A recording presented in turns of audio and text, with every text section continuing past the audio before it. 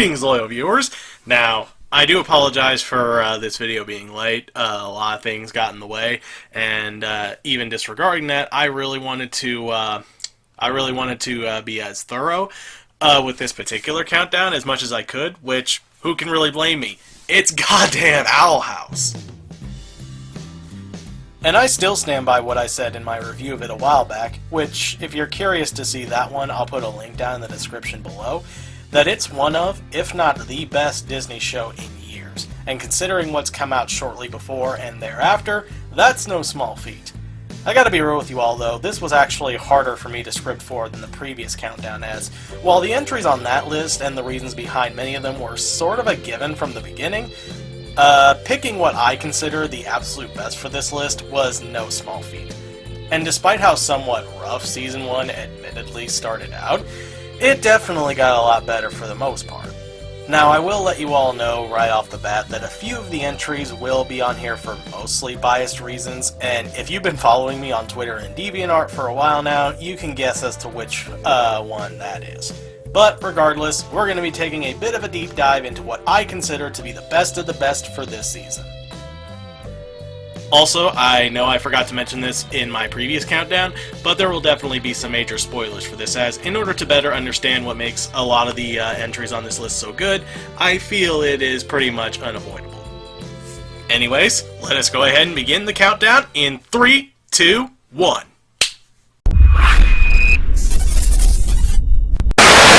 Though definitely a good episode, a lot of it holds up particularly well, both in how it explains the Coven system as well as the character they introduce here, but we'll get to her in a second. Luce finds out through Willow and Gus that the annual convention is going on where witches get to see all types of covens before they're placed into one, along with a mystery guest attending as well. After some major reluctance from Ida, they go there and, like I said before, we not only learn how the Coven system in this world works, but we also meet Ida's older sister and head of the Emperor's Coven, Lilith, for the first time, and you can just tell based on Ida's face here that she's not particularly happy. Soon after, Luce bumps into Amity, and even though she tries to be friendly and apologize for what happened before at Hexside, Amity gives her the cold shoulder, blaming Luce for getting her into trouble with Principal Bump. She even tells Luce that humans can never be witches, and goes so far as to bully King by squashing his own cupcake. This makes Luce so angry that she, pretty stupidly I might add, challenges Amity to a witches' duel, which she not only accepts, but makes an everlasting oath that if Luce were to, well, lose, she must give up on her goal forevermore. Meanwhile, Ida eventually crosses paths with Lilith, and after a bit of a conflicting reunion arises, a worried Luce shows up to inform Ida about her challenge with Amity, and she has no idea what the hell to do. Since Amity is one of Lilith's top students, Lilith sees this as an opportunity to prove how much of a failure her sister is. Due to Luce not knowing any spell beyond her light glyphs, Ida sets up magic traps in the arena, which ultimately fails when King accidentally springs one of the traps, which turns out to be... I'm okay! Spikes?! So we're just gonna ignore the fact that Ida just attempted to impale a teenager, huh? Okay. However, Lilith secretly placed a power glyph from the Construction Coven on the back of Amity's neck without her knowledge, boosting her powers in the confrontation. One of the things I love about this moment is that if you paid enough attention, you would know that Amity genuinely was unaware of the sticker, and a lot of this is proven further by her almost equally shocked reaction to when she conjures up her abomination. It's little attentions to detail like that that make the show so good. Amity is distraught that her reputation is once again potentially ruined, and she runs away deeply ashamed while Luce chases after her. After pissing off Lilith long enough, she lashes out at Ida and a pretty awesome witches duel proceeds, which, despite being evenly matched here, Lilith does eventually subdue Ida, only for Ida to give her the slip after essentially pleading for mercy. All the while, Amity breaks down at Luce for making a complete fool out of her, and after demanding she come out and say it, Luce does admit to not being a witch, followed by her casting the light spell, showing her that she's still, like Amity, training hard to become one. I mentioned this in my review a while back, but what I love most about this scene in particular is just how much her voice actor, Mae Whitman, is absolutely acting her heart out. Just listen. Amity, I'm sorry. Seriously, just leave me alone. I didn't mean to embarrass you. That's all you ever do. First at school and now this. Yeah, but... You made me look like a fool in front of the Emperor's Coven. My future! You think it's so easy to be a witch. I have been working my whole life to get to the top. You lost. You cheated. Say it. Say you're not a witch. I'm not a witch. Amity initially scoffs at it, saying that a child could cast a light spell, yet she is still impressed as she's never seen it cast that way before. Luce explains, of course, that since she cannot do magic normally like she can, she's had to improvise. Out of deep empathy, Amity calls off the oath to let her continue learning magic despite her insistence that she couldn't do it. After the group leaves, Lilith receives a call from Kikimora, Emperor Bellis' assistant. Lilith promises that she will eventually capture Ida come hell or high water, leaving the episode on an admittedly chilling final note. Your days are numbered, Edelin. All in all, this episode has some good gags, some new story development, amazing animation in the fight scenes, and does a really solid job at setting up some of the best moments that would eventually come later on. Not much else I can say, except it's something that'll definitely have you leaving the building with a smile on your face, wanting for more. Oh, you think that's all the mystery I got? Wait till you hear about my parents. What? You've got parents? I need to know more. You very much don't.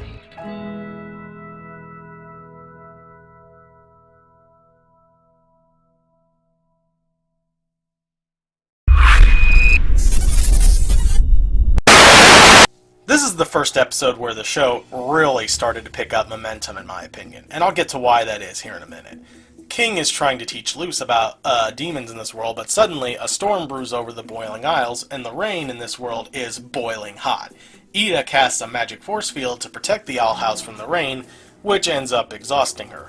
But before she goes back to sleep, Ida starts with her magic lessons by explaining that before a witch can earn a staff, that they must learn to cast spells on their very own.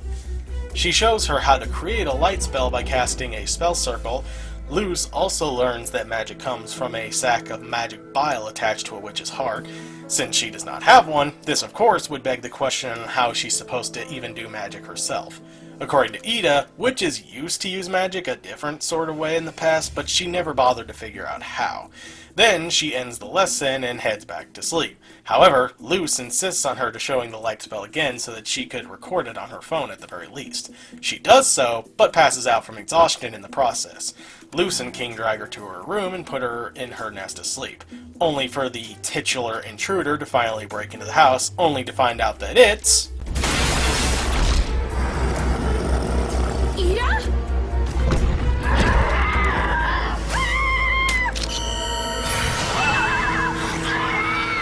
Generally speaking, you think this might be a bit of an albeit entertaining throwaway episode, but then the tone slowly shifts darker, creating this sense of horror and uncertainty.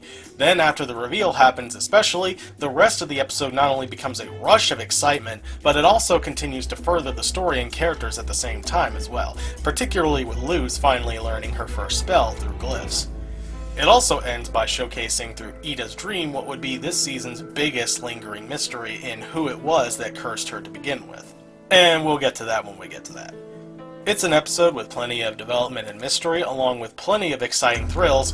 Much like with Ida's deepest and most mysterious memory, it's sure to leave an impact that will not be forgotten about anytime soon.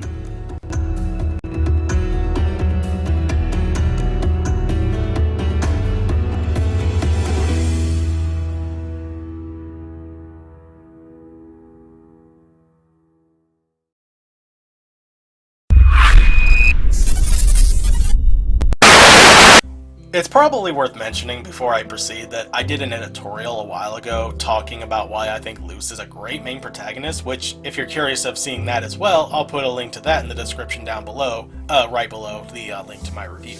And this episode, I feel, dives into one of the main reasons as to why, but we'll get to that here in just a moment. So, what's the episode about? Luce is excited about finally attending Hexside and can't wait to start learning magic alongside Willow, Gus, and hopefully even Amity.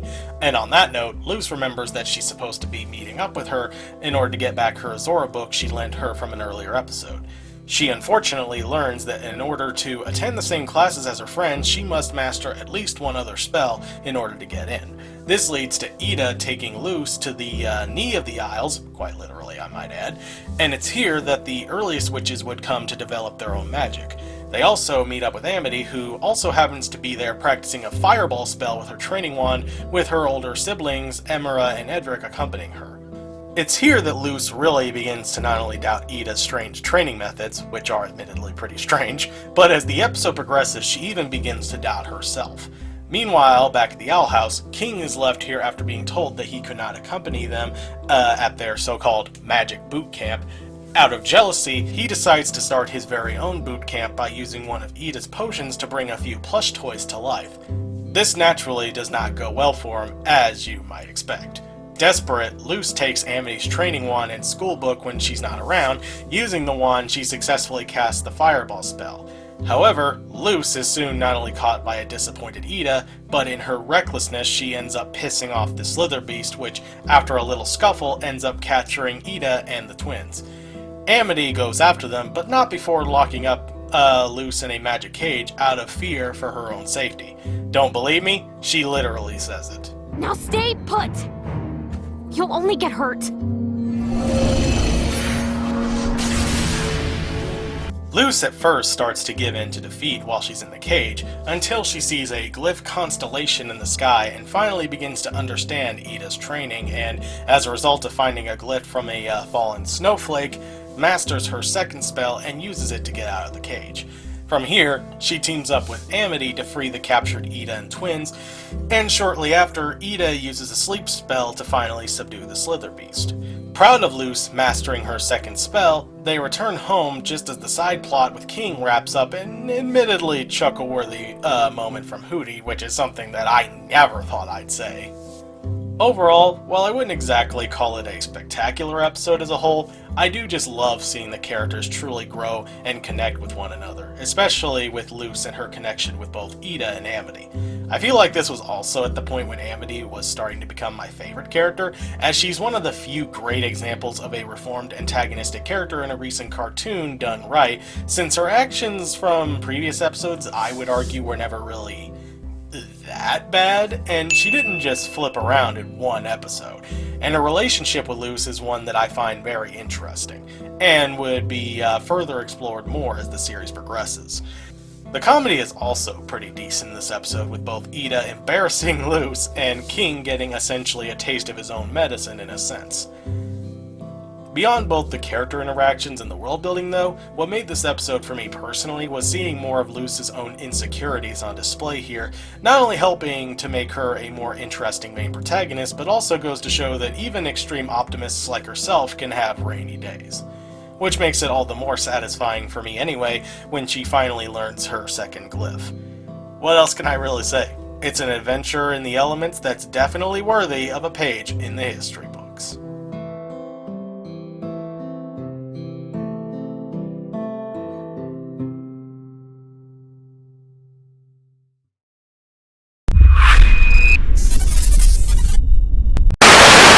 So, remember what I said in the beginning about how a few of the entries on this list would be on here for mostly biased reasons? This episode, while I do like it for other reasons, mind you, I feel is the epitome of that for one notable. It's Grudgeby season at Hexside, and Basha is the team captain of the Banshees and the star player as well.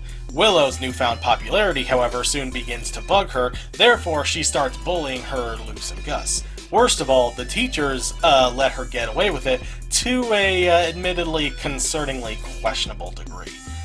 During the Grudgeby season, Basha is extra unbearable, and reasoning with her is pretty much impossible.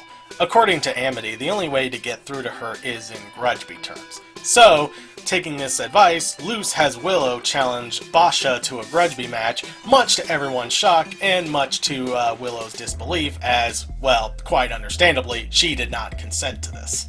From here, we get a kind of cute and silly training montage that unfortunately goes south, some more cute moments of Amity being a bit of a hopeless wreck around Luce, all eventually culminating in an admittedly fun Grudgeby match, ending with a pretty explicit jab at Quidditch from the Harry Potter franchise.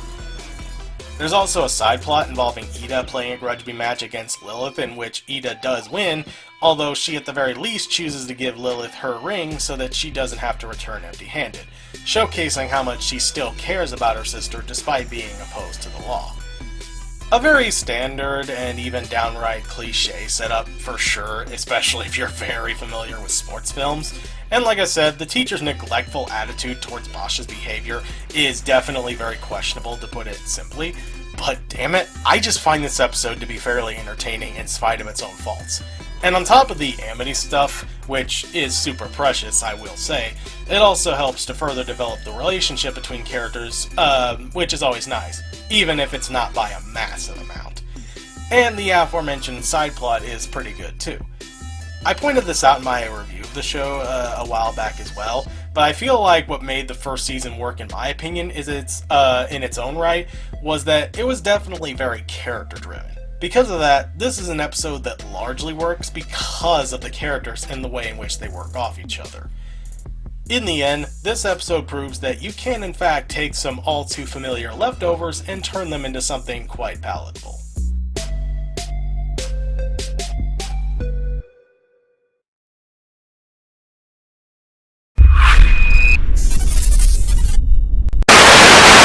Yeah, now we're really getting to the stuff that I consider to be pretty amazing in my opinion. While this episode does maybe have a few notable problems to them, they're very minor compared to what this episode has to offer in terms of what it sets out to accomplish. And in my opinion, they definitely succeeded on that front. The story is pretty simple and straightforward enough. Luce and Willow are working in photo class extracting Willow's memories and hanging them up. When Willow notices a memory of her and Amity at a birthday party, Willow turns the photo around out of spite and tries to avoid the topic by telling Luce to leave it alone, or she specifically says, "Out of sight, out of mind." The bell rings and they head to lunch, but Luce sneaks back to turn the photo around again. Amity passes by and notices it and freaks out and tries to burn up the photo, but not only does she end up burning the rest of the memories despite her efforts to put out the flames, but she ends up frying Willow's mind as a result of it. Again, quite literally. And thus, with help from Ida, they must go into her mind to restore her memories, which leads to a big reveal near the end about why she and Amity's friendship was broken, resulting in her promise here and now to no longer let Basha and her gang pick on her anymore. And based on what we see in Wing It Like Witches, she certainly does make an effort to live up to that promise. There's also a small B-plot involving Ida and King competing to win the spot as the interviewee for Gus's journalism project. And while that's fine, I guess, it's everything in the main plot of this episode, both in learning more about Willow, as well as the charming interactions between Luce and Amity, especially with Amity's feeling towards Luce becoming more and more apparent, that really solidified this episode as one of my personal favorites. The use of memory lane here, as well as how it's visually portrayed, so to speak, to talk about Amity and Willow's past friendship, is certainly a creative idea, and I really loved just seeing how much Willow and Amity got along so well early on in their childhood, and how their friendship all eventually went crumbling down all because of Amity's asshole parents. Plus, as I'm sure many of you probably know by now, I'm just a bit of a sucker for Lumity, and to see one of the first big steps leading towards that ship here, I thought was absolutely freaking adorable. It's a trip down memory lane that goes to show that opening up old wounds, while certainly painful, is often necessary for us to truly begin healing. I remember what you did too. What you did in there? I can't say we're friends, but it's a start.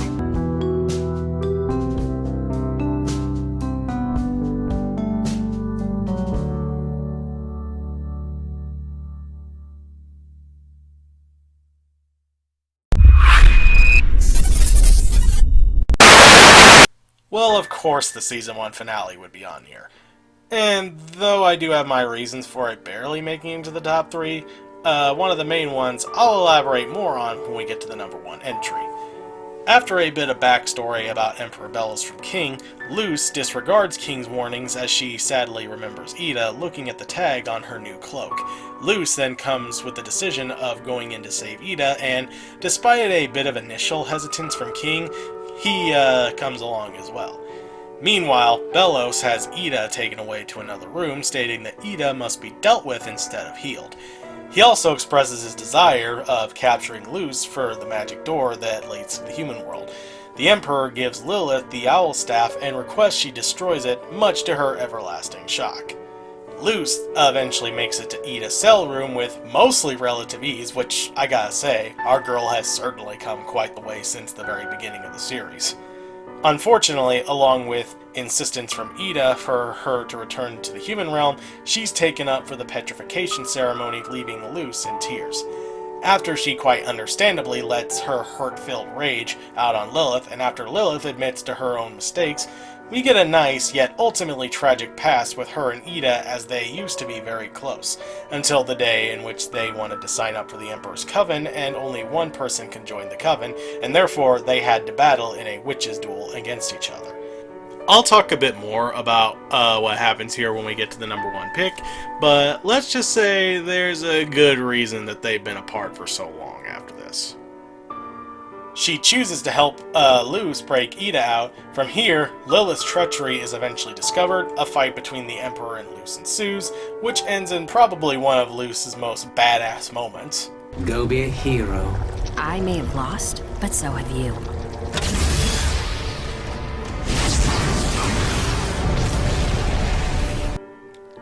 Damn. You go, girl. They escape. Lilith uses her spell that we saw in the flashback to divide the curse, and then it ends on a major cliff note with Belos remaking the door into that of a giant magic portal. As great as this episode is as a whole, the only notable problem I have with it compared to the number 1 pick is that as intense and even sometimes creative as the fight between Luce and Belos is, it just doesn't quite leave the same impact as you might be expecting.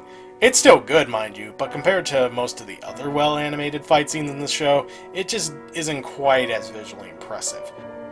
And this is just me, but I would have also liked to have learned a little bit more from the backstory, all things considered. Not really the scroll. I mean, even I knew we were going to eventually get answers for where the hell that came from. I just wish I could have seen a bit more of Ida and Lilith's past relationship, especially with seeing them having grown apart, and more due to what Lilith did, which, again, we'll get to that when we get to that. But I'm aware that's more nitpicky than anything else. Really, as a Season 1 finale goes, this is easily one of my personal favorites, and Season 2 definitely has quite the feat to overcome with its eventual Season 2 finale. It's the imperfect, yet still great finale that manages to fire on all cylinders and proves that even the most unlikely of souls have more to them than what meets the eye.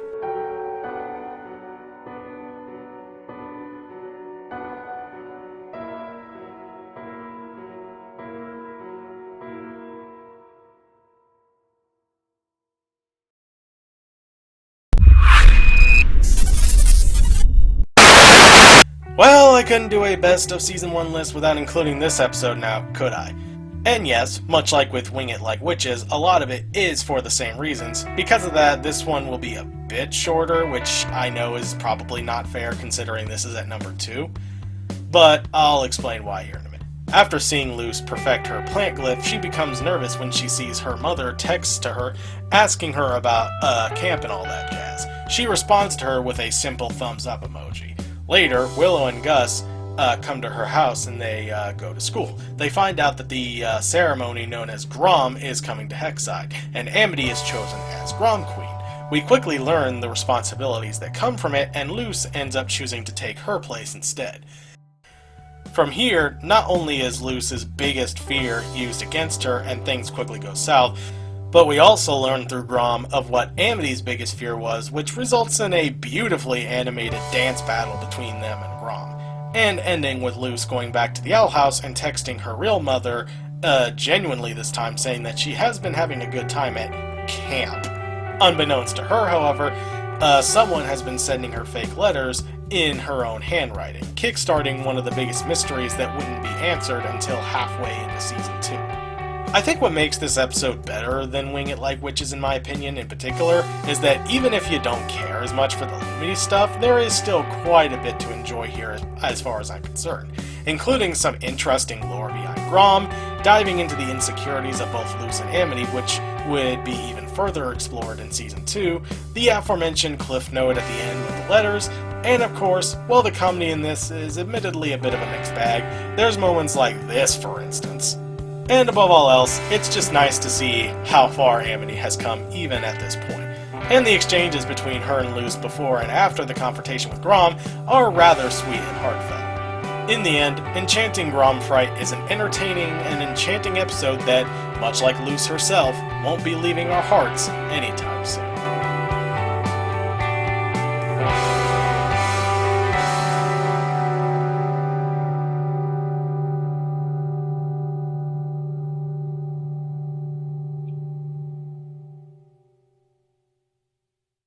Now, before we get to the number one pick, a few honorable mentions. The first day. Illogical moments aside, it's just nice to see Luce finally starting out at Hexside. Plus, I friggin' love Viney, and I really hope we get to see more of her going forward. So you two go to the same school now. That doesn't change anything. Huh? Do you want to go out with me? Yes! Okay!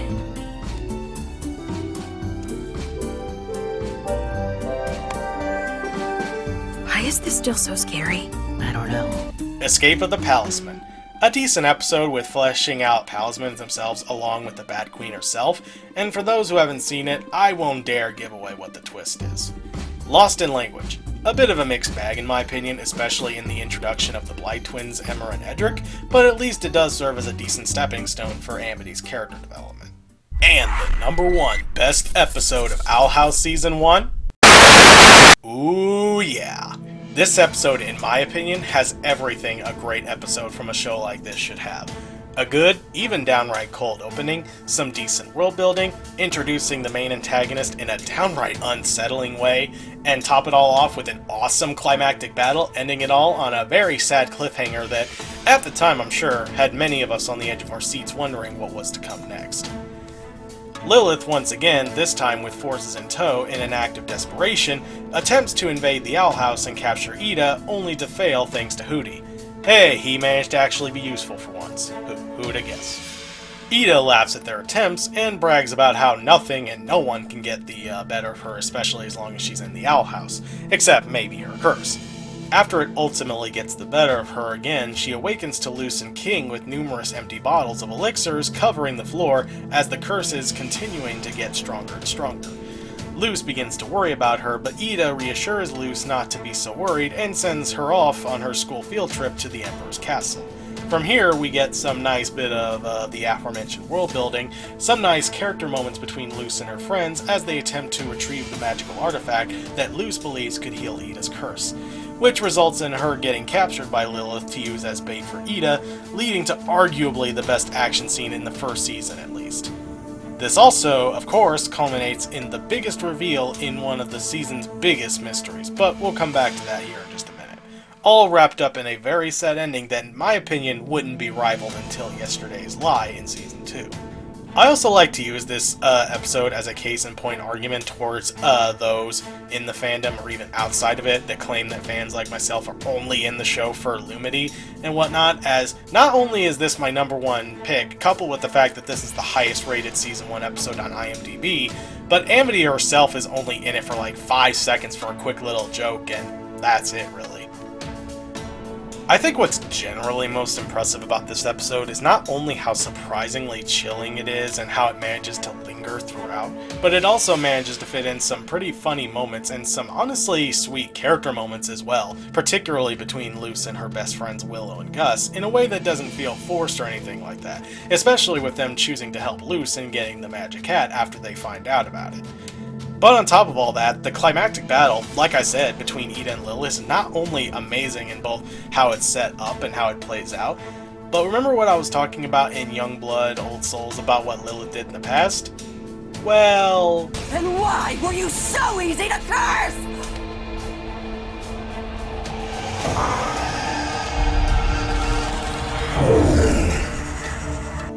Yeah, so there's that. Followed by a truly gut-wrenching moment when Ida's curse finally completely consumes her and strips her of her magical abilities, and as a result of both that and getting captured by Lilith immediately thereafter, Luce is left to walk home alone in guilt and sadness for what her actions, as well-intentioned as they were, had costed her. I feel like this is the point in the series for many of us when they really started to take more and more chances, And I feel like the crew knew that they were walking a bit of a tricky tightrope, but with its chilling and uncertain atmosphere that at first is hiding in the shadows and strikes out at just the right moment near the end. Further fueled by Emperor Belos himself, provided by an even more chilling performance by Matthew Rhys.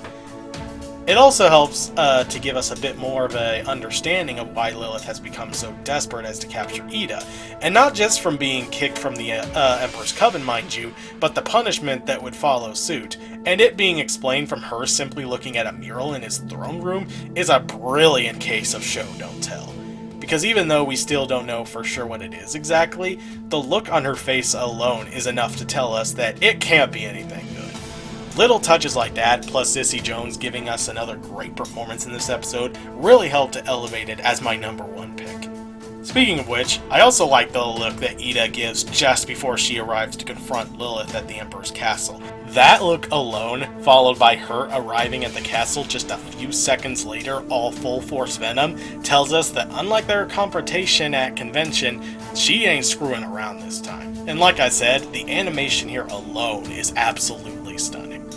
What more can I really say at this point? It's a great episode with plenty of fun, lore, chills, with an ending that will not only leave you in emotional agony, but is there to remind us that, more often than not, the road to hell is paved with good intentions.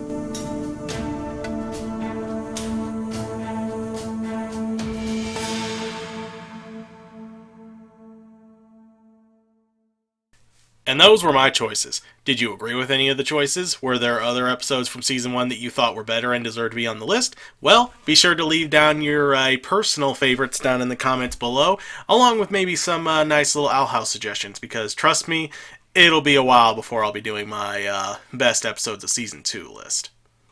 And until then, I'm King Gargantuas, and take care.